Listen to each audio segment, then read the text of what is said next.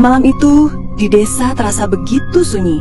Hanya suara jangkrik yang bersahutan dan sesekali lolongan anjing dari kejauhan. Roman, ia seorang pemuda perantau yang sudah lama tinggal di desa itu.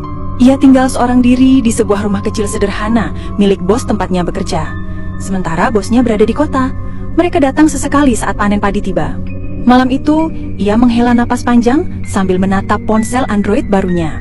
Tahun-tahun itu adalah masa di mana HP Android mulai masuk desa, dan hampir semua orang sibuk mencoba-coba fitur baru.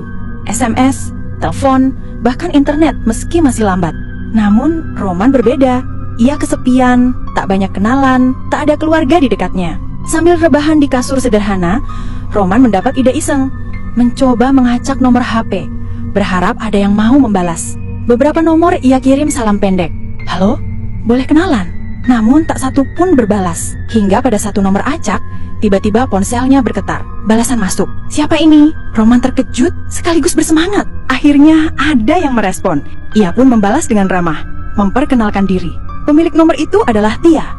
Mereka berbincang cukup lama lewat SMS malam itu, meski singkat-singkat. Keesokan harinya, saat siang, Roman mencoba mengecek HP. Tapi tidak ada notifikasi SMS atau telepon dari Tia. Ia mengirim pesan tapi tak ada balasan. Barulah malam menjelang, Tia kembali menghubunginya. Sebuah notifikasi SMS masuk. Maaf kalau siang aku jarang balas. Aku sibuk sekali. Roman tidak mempermasalahkannya. Baginya memiliki seseorang untuk diajak berbicara sudah cukup membahagiakan. Apalagi sejak awal percakapan, Tia terdengar begitu hangat, lembut, dan penuh perhatian. Semakin hari hubungan mereka semakin dekat. Istilahnya pacar jarak jauh. Namun anehnya, pulsa Roman tak pernah habis meski sering SMS dan telepon. Bahkan beberapa kali ponselnya tiba-tiba SMS notifikasi, maksudnya notifikasi SMS. Kok jadi terbalik, berisi pulsa tambahan. Roman sempat bingung. Sampai suatu malam ia bertanya pada Tia lewat SMS. Iya, aku yang isikan pulsa. Roman tertawa kecil, namun bahagia merasakan wanita itu sangat menyukainya. Ini cewek pasti suka padaku. Kalau tidak, mana mungkin dia isikan pulsa. Beberapa tahun, maksudnya beberapa minggu berlalu, Roman semakin ingin bertemu. Namun setiap kali ia menanyakan alamat Tia, selalu ada alasan. Kadang Tia bilang ia tinggal jauh, kadang ia sibuk, kadang menjaga neneknya. Roman menjadi bingung. Sampai suatu malam, terdengar suara lembut di luar rumahnya. Roman terlonjak. Ia membuka pintu, dan benar saja, di sana berdiri seorang gadis cantik. Rambutnya panjang terurai, senyumnya lembut. Roman terpana. Siapa kamu? Wanita itu menjawab lirih. Aku Tia, aku ingin menemuimu. Maaf kalau selama ini sulit memberi alamat. Tidak apa-apa, tapi bagaimana sampai kamu tahu tempatku? Tempatku ini agak masuk ke dalam, jadi orang baru nggak dapet. Tia dengan lembut menjawab. Aku bertanya sama orang di ujung sana. Orang itu nunjukin ke sini. Sejak malam itu, Tia sering datang menemui Roman di rumahnya. Mereka berbincang, kadang tertawa, kadang duduk di pematang sawah menatap langit malam, kadang saling download. Roman merasa hidupnya lengkap. Ia tak lagi kesepian. Namun ada hal aneh. Setiap wanita itu datang, ia tak pernah membawa HP. Saat Roman bertanya, Tia menjawab dengan senyum lirih. HP-ku dipakai saudaraku. Aku hanya bisa pakai malam hari. Roman tak menaruh curiga. Yang penting, Tia ada di hadapannya. Suatu malam, saat Tia duduk di kursi kayu rumahnya, Roman iseng mencoba menelpon nomor Tia. Ponselnya berbunyi. Maaf, nomor yang Anda tuju sedang tidak aktif. Pemiliknya sedang duduk di depanmu. Roman menunjukkan layar itu sambil tersenyum. Tia, kenapa nomor kamu tidak aktif padahal kamu ada di sini? Tia hanya menatapnya lama. Senyumnya tipis. Mungkin jaringan di sana jelek. Roman tertawa, menepis rasa ganjil di hatinya. Baginya, Tia adalah anugerah. Namun, tak semua orang menganggap hubungan itu wajar. Beberapa warga desa mulai memperhatikan Roman. Pernah suatu malam, ada tetangga yang melihat Roman berjalan menuju ujung desa, seolah-olah menggandeng seorang wanita berambut panjang. Namun yang terlihat jelas bagi mereka adalah sosok putih pucat, mirip kuntilanak. Bisik-bisik mulai menyebar. Roman punya pacar kuntilanak. Roman tidak tahu yang sebenarnya. Ia sibuk dengan cintanya. Baginya, Tia adalah jodoh yang dikirimkan Tuhan lewat jalan tak terduga. Malam demi malam mereka lewati. Janji-janji terucap. Roman bahkan bertekad, suatu saat ia akan menikahi Tia.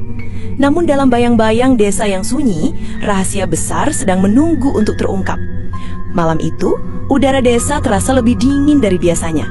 Angin bertiup pelan tapi kencang, membuat dedaunan pisang di belakang rumah Roman berdesir seakan ada yang mengintai. Di dalam rumah sederhana itu, Roman dan Tia duduk berdua. Lampu bohlam kuning temaram menerangi wajah Tia yang agak pucat, tapi justru membuatnya semakin cantik. Roman menatapnya lama, seolah ingin menyimpan setiap detail wajah itu dalam hatinya. "Tia," ucap Roman pelan, "aku ingin hubungan kita lebih serius. Aku ingin mengenalkanmu pada keluargaku di kampung." Tia tersenyum samar. "Roman, sabarlah dulu, belum saatnya." Roman menghela nafas. "Kamu selalu bilang begitu. Kenapa? Kenapa kita hanya bisa seperti ini? Hanya bertemu malam, hanya bicara dalam sunyi." Tia menunduk, jemarinya memainkan ujung rambut. "Aku takut, Roman. Kalau semua orang tahu, mungkin mereka tak akan merestui kita." Roman meraih tangannya. Dingin, terlalu dingin. Namun, ia pikir karena dinginnya suasana desa. Tapi ia mengabaikannya. "Aku tidak peduli, cinta kita lebih kuat daripada pandangan orang lain." Tia menatap Roman, matanya berkilau basah. Sejenak, suasana itu terasa begitu romantis. Namun, dari luar rumah terdengar suara langkah kaki beberapa orang. Roman bangkit, mengintip lewat jendela. 3 warga desa berdiri di kejauhan, menatap rumahnya dengan tatapan penuh curiga. Roman keluar dan menyapa. "Ada apa, Pak?" Salah satu warga itu mendekat. "Roman, kami hanya mau tanya, kamu sering jalan malam-malam ya?" "Iya, Pak, ada apa?" Pak Darto menghela nafas panjang. "Kami melihatmu berjalan dengan seorang wanita, rambutnya panjang, pakai baju putih. Tapi, maaf, yang kami lihat bukan manusia." Roman terkejut. "Apa maksudnya?" Pak Darto menatapnya serius. "Yang kamu gandeng itu kuntilanak." Roman tersentak, darahnya serasa berhenti mengalir. Ia ingin membantah, tapi suaranya tercekak. Saat ia menoleh ke dalam rumah, Tia sudah tidak ada, hanya bangku kosong. Malam-malam berikutnya, Roman semakin dihantui rasa ragu. Namun setiap Tia datang, semua keraguannya sirna. Tia begitu lembut, begitu penuh kasih. Ia menemani Roman makan, bercerita, bahkan kadang bernyanyi dengan suara lirih yang menenangkan. "Roman," kata Tia suatu malam, "jangan dengarkan orang lain. Percayalah padaku, aku benar-benar mencintaimu." Roman menggenggam tangannya. Meski dingin, genggaman itu terasa nyata. "Aku percaya, Tia. Aku tidak peduli kamu siapa, dari mana. Aku hanya tahu bahwa aku ingin bersamamu." Air mata Tia menetes. Ia menunduk. Suaranya bergetar. "Kamu benar-benar tidak takut padaku?" Roman tersenyum. "Kenapa aku harus takut pada cinta?" Namun takdir tak bisa terus disembunyikan. Suatu malam, seorang dukun kampung datang ke rumah Roman, didampingi beberapa warga. Yang semalam ia membawa dupa dan air kembang. "Roman," ucap mbah itu tegas, "kau harus sadar, perempuan yang datang padamu bukan manusia. Dia arwah penasaran." Roman menggeleng keras. "Tidak, Tia nyata, dia mencintaiku." "Nyata bagimu, tapi tidak bagi dunia ini. Bagaimana sampai kamu mengenal wanita itu?" tanya mbah itu balik. Aku mengenalnya lewat HP.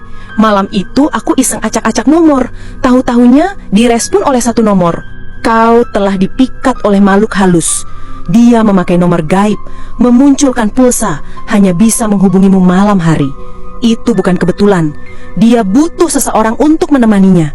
Di alamnya, jawab mbah itu tegas. Roman gemetar. Ingatannya berkelebat. Nomor Tia selalu mati siang hari. Tangannya selalu dingin. Ia tak pernah membawa HP sendiri. Semua mulai masuk akal. Malam itu juga, tiba-tiba Tia keluar dari dalam rumah. Ia berdiri. Rambut panjangnya terurai rapi, wajahnya sendu. Matanya menatap Roman dengan penuh cinta sekaligus kesedihan. "Roman," bisiknya. Warga yang melihat sontak mundur ketakutan. Dari mata mereka, sosok Tia perlahan berubah. Wajah pucat semakin pucat. Bibirnya membiru. Gaun putihnya lusuh penuh tanah, dan bau anyir menyengat. Roman tertegun, terdiam. Namun ia berlari memegang tangan Tia erat. "Aku hanya ingin tahu, siapa kamu sebenarnya? Selama ini aku sangat mencintaimu, Tia." Air mata Tia mengalir deras bagaikan air terjun. "Dan aku pun mencintaimu, Roman. Tapi kita tak bisa bersatu. Dunia kita berbeda." Mbah Dukun menyalakan dupa, membaca mantra. Tia menjerit pilu, tubuhnya bergetar dalam pelukan Roman. "Roman, Jangan lepaskan aku. Aku ingin bersamamu selamanya. Roman menangis. Jangan pergi, Tia. Jangan tinggalkan aku. Tia menatapnya untuk terakhir kali. Maafkan aku. Pertemuan kita hanya sampai di sini. Tubuhnya memudar perlahan, berubah menjadi kabut tipis. Pelukan Roman yang tadi hangat kini merengkuh kehampaan.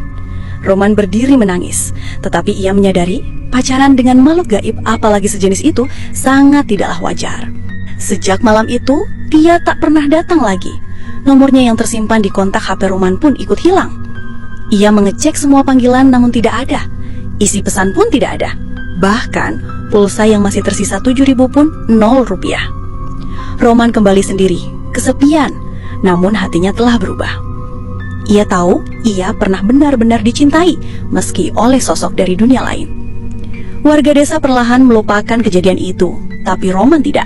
Setiap malam, ia masih duduk di beranda rumahnya, menatap layar ponsel mengharap ada notifikasi masuk dari nomor tak dikenal, dan berharap suara lirih itu kembali memanggil namanya. Tapi, yang tersisa hanyalah kesepian. Cinta mereka berakhir, bukan karena tak saling mencintai, tapi karena batas dua dunia yang tak bisa dilewati. Meski hanya cerita tapi seram juga ya. Mudah-mudahan tidak ada yang mengalami hal seperti ini. Amit-amit deh, pacaran sama hantu. Sampai jumpa di alur cerita horor berikutnya. Dadah!